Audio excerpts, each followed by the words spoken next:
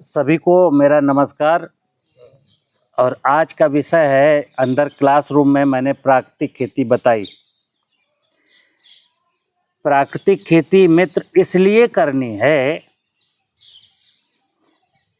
ताकि हमारी आने वाली पीढ़ियां भी इस ज़मीन पर, प्रकृति की इस व्यवस्था पर अपना जीवन यापन कर सकें।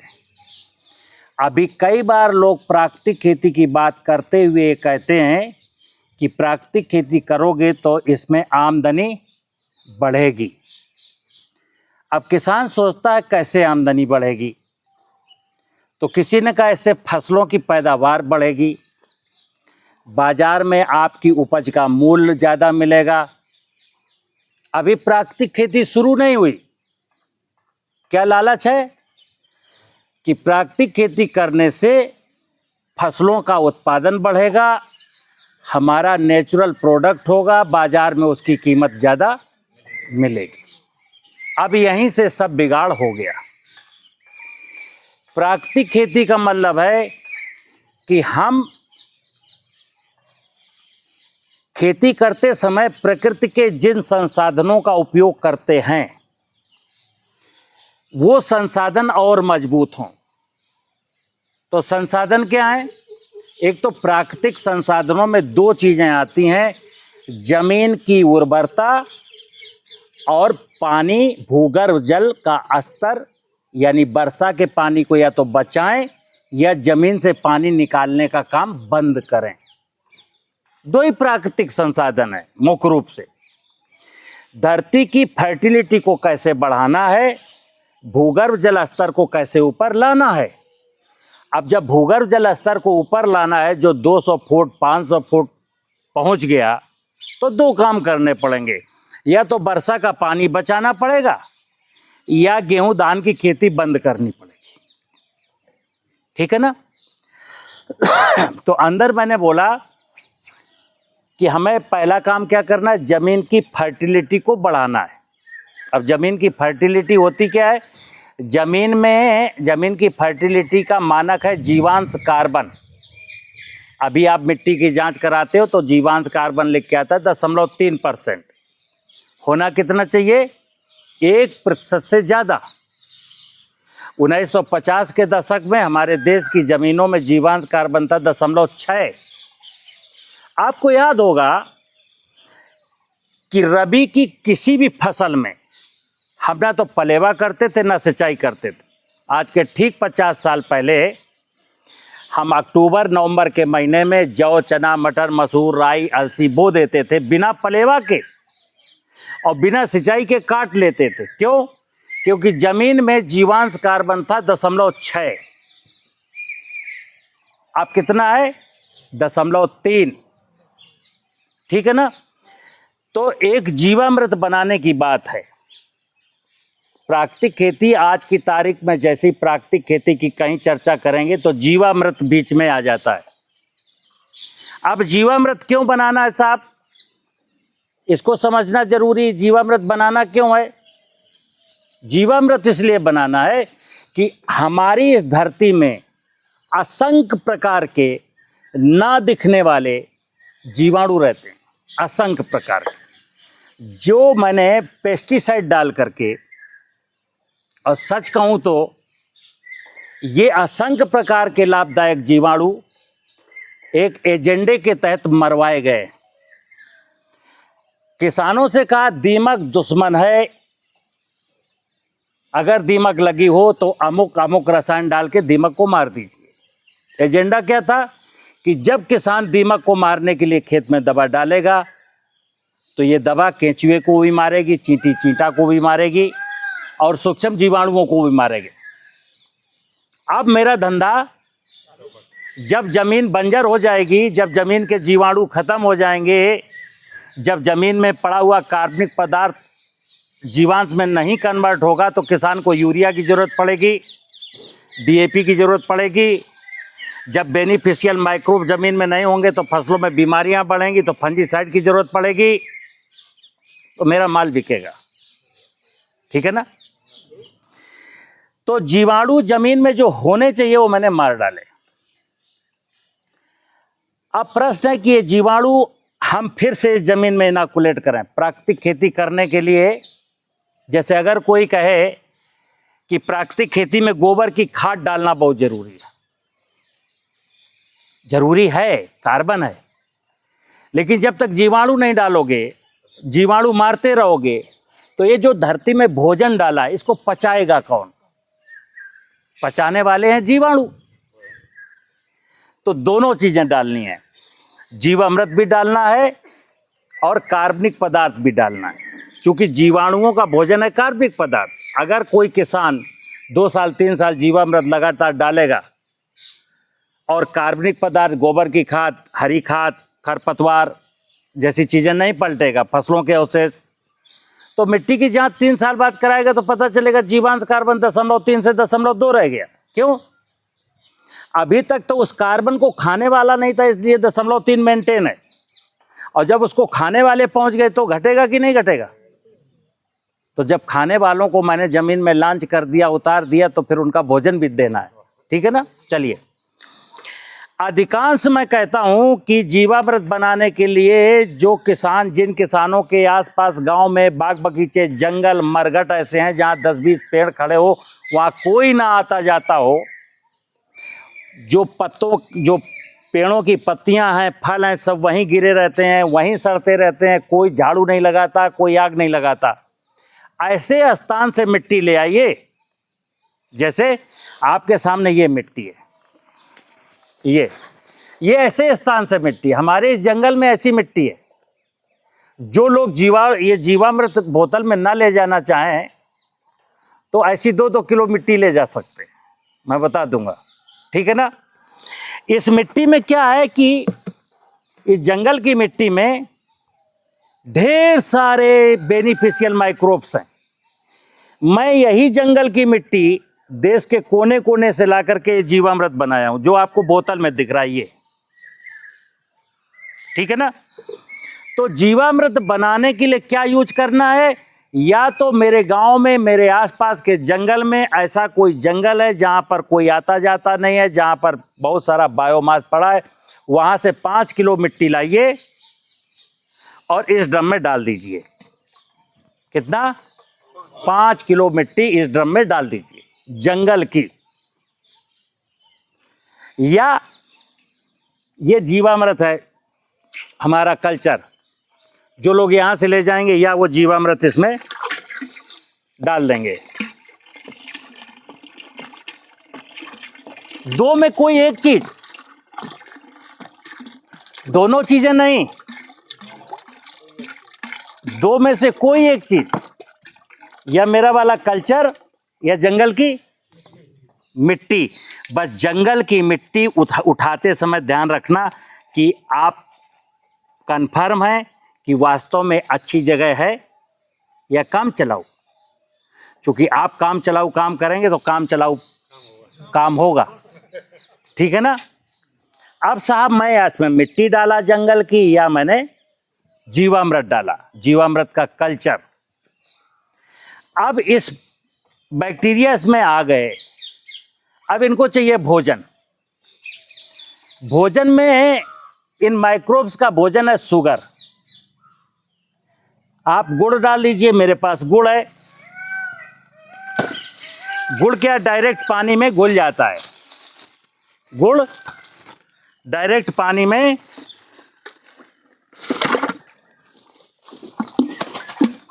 मैंने गुड़ डाला, पंजे से चला दूंगा, उधर से कोई पंजा ले आए, पंजा रखा है। ये गुड़ जब डाला तो मैंने पंजे से इसको, ताकि गुड़ पानी में घुल जाए। अब माइक्रोब्स के ना तो मुंह होता है, ना गुदा द्वार होता है, ना वो खाता है ना वो हगता है। पहले तो ध्यान रखना, खाता हगता नहीं है वो, क्योंकि वो एक बैलून है, छोटा सा बैलून है, मिनी स्माइल बैलून है।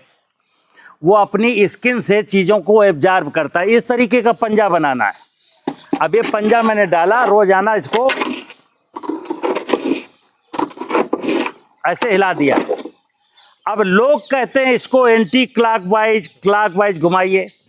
200 लीटर अगर पानी भरा है तो इसको कोई माई का लाल नीचे तक के पानी को हिला ही नहीं सकता।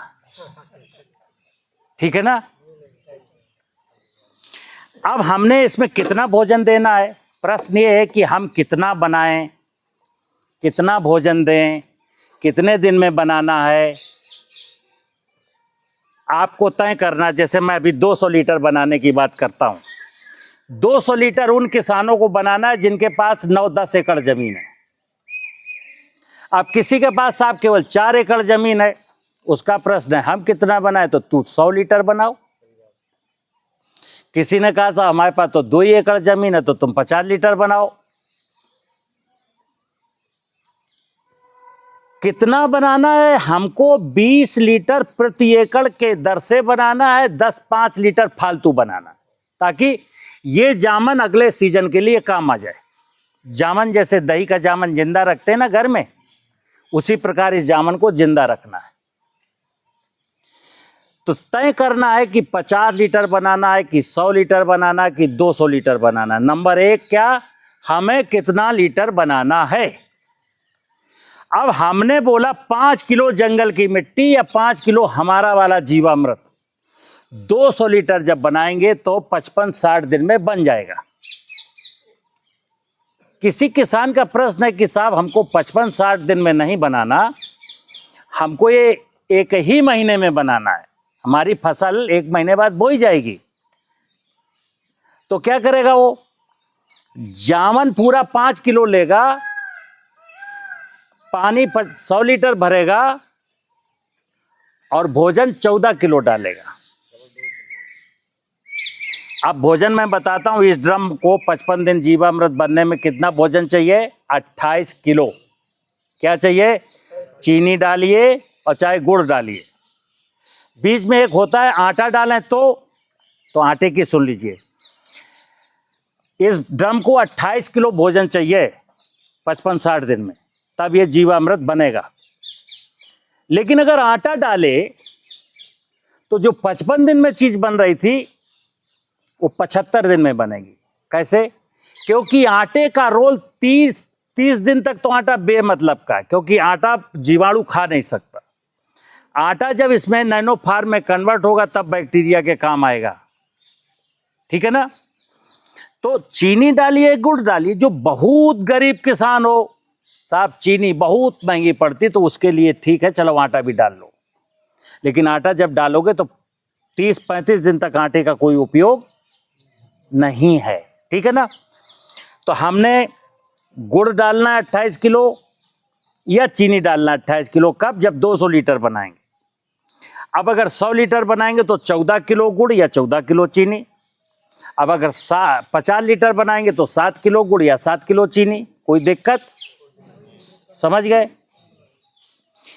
अब अगर हमको जामन की मात्रा घटा और बढ़ा देंगे, जैसे 200 लीटर बनाना हो, आपने 1 लीटर जामन यहां से ले गए, तो ये 80 दिन में बनेगा। अगर 10 लीटर ले गए तो 30 दिन में बनेगा। 20 लीटर ले गए तो 15 दिन में बनेगा, क्योंकि जामन की मात्रा, बैक्टीरिया की मात्रा ज्यादा है तो ज्यादा मल्टीप्लाई हो जाएगा। ठीक है ना। में कितने बार यूज करना? आप सुनिए, आप पूरी बात जब समझोगे। मैंने बोला, अंदर बोला कि इसको 20 लीटर 1 एकड़ में डालना है। 1 एकड़ में 20 लीटर। अब सरसों हो, कद्दू हो, करेला हो, आम हो, नीम हो, गेहूं हो, धान हो, इसका फसल से कोई लेना देना नहीं है। कितने बार प्रयोग करना? पहले सुन तो लो। इसका फसल से कोई लेना देना नहीं, और इसका प्रयोग केवल एक बार करेंगे जब फसल बोने जा रहे हैं। समझना, जब फसल बोने जा रहे हैं और खेत की पलेवा की है, खेत में पानी भर गया है, तो इससे 20 लीटर निकालेंगे। 1 एकड़ में 40 जगह आधा लीटर फेंकाएंगे। अगर खेत में पानी भरा और खेत में पानी नहीं भरा, ओट पर आ गया, यानी जुताई के काबिल आ गया है, हमको चना बोना है, तो इस 20 लीटर मात्रा यहां से निकालेंगे। 100 किलो सूखी हुई गोबर की खाद में छिनक करके मिलाएंगे और 1 एकड़ में यूरिया की तरह छिनक करके आएंगे। और जुताई कर देंगे। दो ही तरीके हैं, तीसरा कोई तरीका नहीं है। ठीक है ना? पानी भरा है तो लिक्विड फॉर्म में डाल सकते हैं, पानी नहीं भरा है, ओट आ गई है तो घन जीवामृत बना के डाल सकते हैं। ठीक है? अब प्रश्न आता है डालना क्यों है, क्या होगा डालने से? तो आप देख रहे हैं कि खेती की लागत दिन पर दिन बढ़ रही है। खेती की लागत वर्ष दर वर्ष बढ़ती जा रही है। आज हालात ये हैं कि अभी अंदर सज्जन को खड़ा किया था ना, जिनके पास 10 एकड़ जमीन थी, 15 साल से खेती कर रहे हैं, उनके पास अपनी सेविंग का कोई लाख 2 लाख 10 लाख रुपया बैंक में नहीं है, कुछ कर्जा जरूर है। ये स्थिति कमोवेश देश के 14 करोड़ किसानों में सबकी है। हर किसान की स्थिति यही कि वो कर्ज में है। खेती करने वाला किसान कर्ज में क्यों है? एक प्रश्न है, खेती करने वाला किसान कर्ज में क्यों है जो दुनिया को खिलाता है? तो कर्ज में इसलिए है क्योंकि वो अज्ञानता में जी रहा है। अज्ञानता में उसको किसने ढकेला? पहले तो हमारे देश के किसान ज्ञानवान थे। जब देश सोने की चिड़िया कहा जाता था, 17वीं शताब्दी में हम पूरे विश्व को खाना परोसते थे, यानी मैं कुछ आयात नहीं करता था, खाद्यान्न निर्यात करता था, बदले में सोना चांदी आता था। आज क्या हालात हुए कि खाद्यान्न उत्पादन तो बढ़ गया लेकिन किसान कर्ज में है। तो सुनिए, खाद्यान्न उत्पादन बेशक बड़ा हो लेकिन उसकी लागत बहुत बड़ी है। आप जो कमाते हो उसका 75% बाजार में दे आते हो। ठीक है ना? उर्वरक डालने हैं, फंजीसाइड डालना है, बीडीसाइड डालना है, इंसेक्टिसाइड डालना है। मैं कहता हूं कि हमको कुछ नहीं डालना। जो अंदर मैंने बताया फिर बता दूं, इस धरती में कार्बन, जीवांश कार्बन की मात्रा जिस दिन देश का किसान 1% कर देगा, और करना कुछ नहीं है, हमने तय किया है कि अब मेरी फसलों की उपज का जो भी अवशेष निकलेगा वो मैं ना आग लगाऊंगा, ना फेंकूंगा और ना बेचूंगा। आज तो नीतियां आपका भूसा भी खरीदने को तैयार हैं। बिक रहा है ना कि इससे एथेनॉल बनेगा। अब मैं ऐसे लोगों से पूछता हूं कि आप सब चीज का एथेनॉल बना लेंगे, सब चीज मार्केट में बेच देंगे, जमीन को क्या दोगे जिससे जीवन चल रहा है? उसका भी तो कोई भोजन होगा। नहीं साहब, उसको क्या जरूरत है, यूरिया डीएपी दे देंगे, जमीन और बंजर हो जाएगी। बात समझ रहे ना? हमें अपनी धरती माता को समृद्ध बनाना है, बस एक सूत्र है। तो हमको जिसने बेवकूफ बनाया है उसकी बातों से बाहर निकल जाना है। सोशल मीडिया में आज भी प्राकृतिक खेती के नाम पर लोग जाने क्या क्या कर रहे हैं, उनसे बच के रहना है, खबरदार रहना है। एक ही सूत्र है कि मैं अपनी धरती माता को, जिस पर मैं खेती करता हूं, उसमें जीवांश कार्बन की मात्रा बढ़ा करके कैसे 1% से ज्यादा कर दूं। कैसे होगी?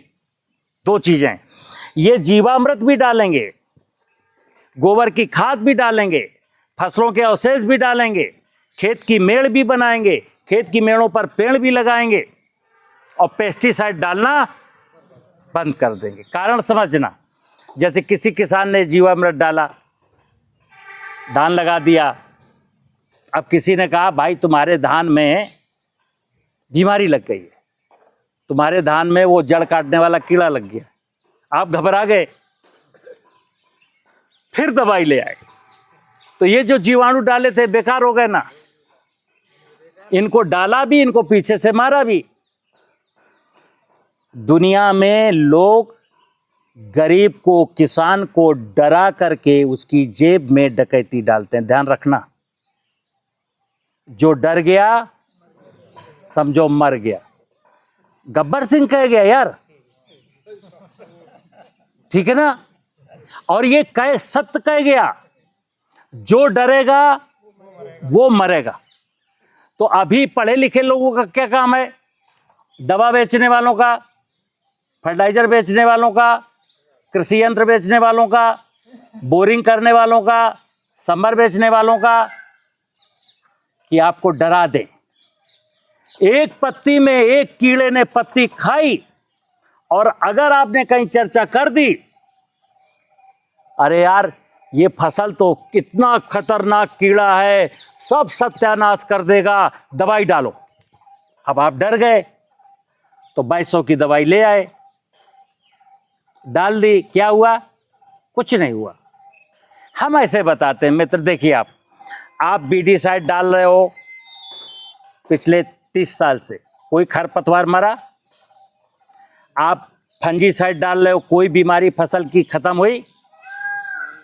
आप कीटनाशक रसायन डाल रहे हो, कोई कीड़ा मरा? और उल्टा क्या हुआ? आप मर गए, आपका धन गया, आपका स्वास्थ्य गया, सब कुछ चला गया। तो मैं क्या कहता हूं, धरती माता को, प्रकृति को समृद्धशाली बनाना है। क्या? धरती को और प्रकृति को। अब जब मैं प्रकृति शब्द कहता हूं तो क्या है? जैसे मैंने 2 चीजें वहां बताई कि जमीन की फर्टिलिटी कैसे बढ़ाना है, दूसरा भूगर्भ जल स्तर कैसे ऊपर लाना है। तो बरसात में मैंने बताया कि अगर मेड़ नहीं बनाई, खेत की मेड़ बनाएंगे तो बारिश का पानी रुकेगा, या धान गेहूं की खेती नहीं की तो जीने के नीचे का पानी कब निकालेंगे। 2 काम में एक काम तो करना पड़ेगा, या तो कसम खाएंगे कि धान गेहूं की खेती बंद, और अगर मैंने तय किया है कि धान गेहूं की खेती करनी तो वर्षा का पानी बचाइए। अगर मैंने कहा ना धान गेहूं की खेती बंद करेंगे ना वर्षा का पानी बचाएंगे, तो मैं फिर बता रहा हूं, आपके बच्चे यहां भोजन और पानी भी नसीब नहीं होगा। मतलब इतने बुरे दिन आने वाले हैं, और ज्यादा समय नहीं है, 10 साल के अंदर अंदर ऐसा होने वाला है, और होना शुरू हो गया है। हो गया कि नहीं हो गया? तो जल बचा, जमीन बचा, अब क्या बचना है? जंगल और जीव।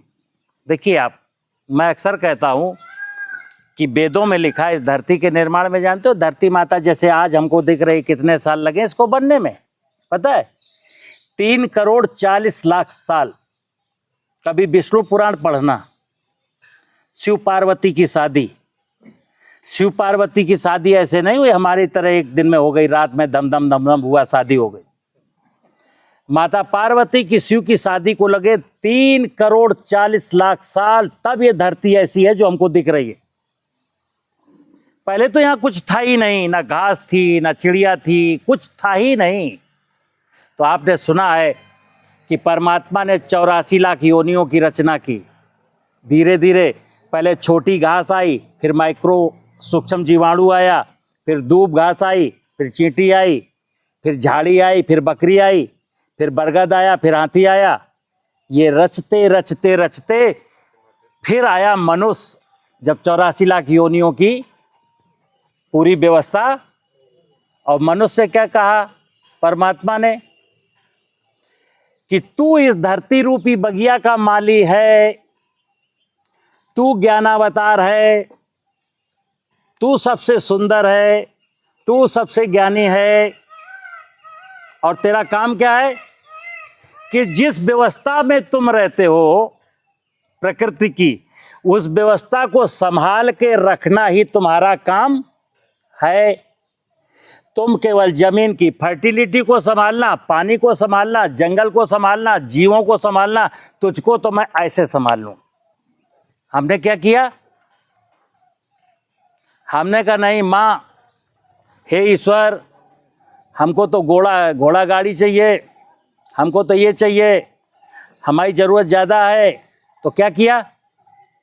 हमने धरती को लूटा, धरती के नीचे के पानी को लूटा, जंगल को लूटा, और पेस्टिसाइड डाल करके नाना प्रकार के उन जीवों को मार दिया जिन्होंने धरती की रचना में अपना जीवन खपा दिया।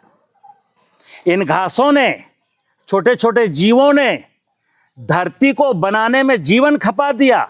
आज अब 2.5 अक्षर क्या विज्ञान के पड़ गए, इन्हीं को मारने लगे। अच्छा एक चीज बताइए, पानी, वर्षा का पानी बचाना विज्ञान है या जमीन का पानी लूटना विज्ञान है? बताओ।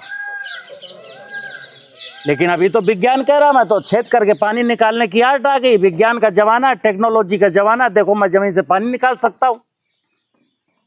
अच्छा, धरती की फर्टिलिटी को बढ़ाना विज्ञान है कि धरती की फर्टिलिटी को लूटना विज्ञान है? तो अभी तो मैं जो धरती का फर्टिलिटी को लूट रहे हैं उसको विज्ञान मान रहा हूं। यूरिया डाल दो, डीएपी डाल दो, पोटाश डाल दो, जिंक डाल दो।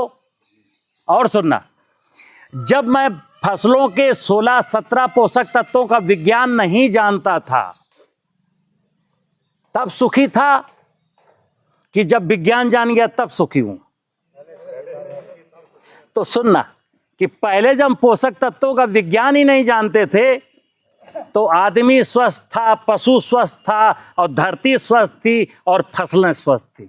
जब से विज्ञान जान गया तब से फसल में सल्फर की कमी है, जिंक की कमी है, पोटाश की कमी है। ये क्यों कमी है? ताकि हमारा माल बिके, ताकि हमारा माल बिके। तो सुनिए, किसान के साथ क्या हुआ?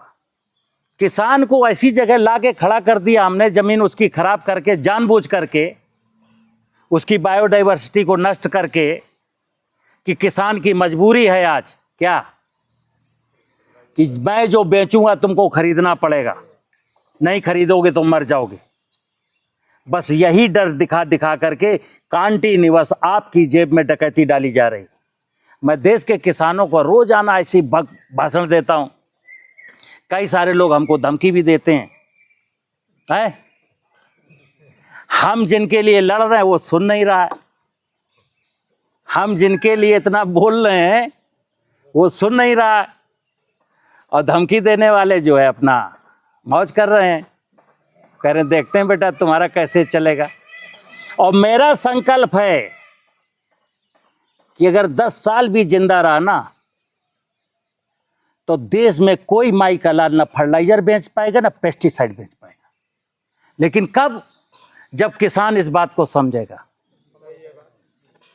और नहीं समझेगा तो कोई बात नहीं, जहां जी रहे हो वैसे जीते रहो, बदहाली का जीवन, कर्ज में डूबे रहो। तो प्राकृतिक खेती का मतलब क्या हुआ?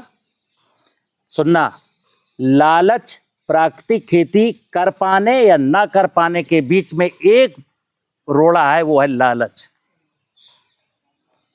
जो व्यक्ति लालच करेगा वो ना तो ईश्वर की पूजा कर सकता है, ना उसको भगवान कोई अनुकंपा दे सकता है, ना अपना जीवन सुखमय जी सकता है। लालच क्या है? अज्ञान। लालच क्या है? अज्ञान। और जहां अज्ञान है वहां अंधकार है, जहां अज्ञान है वहां अधर्म है। अब चूहे को मारना धर्म है कि अधर्म? बोलो, चूहे को मारना धर्म है कि अधर्म? तो अधर्म तुमसे करवाया जा रहा ना। इल्ली को मारना धर्म है कि अधर्म? तो जब आप जानते हैं कि प्रकृति के द्वारा, परमात्मा के द्वारा रची गई 84 लाख योनियों में मुझे किसी को भी मारने का अधिकार ही नहीं है, और आप मारने का प्रयास करते हो, तो आप अधार्मिक हो कि नहीं? अधार्मिक का मतलब है, अधार्मिक कर्म करने का मतलब होता है कुकर्म। तो कर्मों का फल मीठा होता है, ध्यान रखना। कर्मों का फल मीठा होता है, कुकर्मों का फल मीठा। इसीलिए आप देख रहे हैं चारों तरफ, घर में, परिवार में, गांव में लड़ाई झगड़ा, आत्महत्या, किसी को मार देना। सुनना, मैं एक शब्द कई बार कह जाता हूं कि मेरी धरती माँ है। क्या है इसको मैं धरती माँ बोलता हूं। माँ बोलता तो हूं, लेकिन माँ के साथ जो करना चाहिए वो नहीं करता हूं।